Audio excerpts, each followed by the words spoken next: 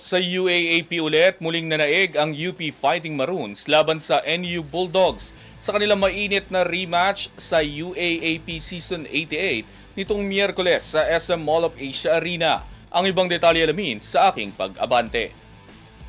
Sa kanilang ikalawang pagkikita ngayong UAAP Season 88, muling pinadapa ng University of the Philippines Fighting Maroons ang National University Bulldogs sa isang dikdikang laban sa score na 78-74 na ginanap nitong Miyerkules sa Mall of Asia Arena. Maagang ipinakita ng Fighting Maroons ang kanilang lakas matapos makapagtala ng hanggang 15 puntos na kalamangan sa unang half.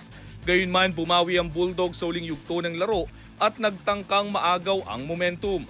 Hindi naman nagpatinag ang mga scholar ng bayan dahil sa mga clutch plays ni Harold Alarcon at Gani Stevens na nagpanatili ng kanilang abante hanggang sa dulo.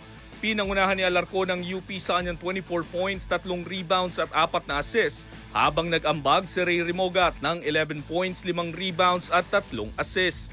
Muli namang nanguna si Jake Figueroa para sa NU na nagtala ng 18 points, 10 rebounds at 6 na assists. Sa labang ito, bumaba sa 6-2 ang kartada ng Bulldogs, samantalang umangat naman sa 5-3 ang Fighting Maroons upang mas tumibay ang kanilang pwesto sa top 3 ng standings.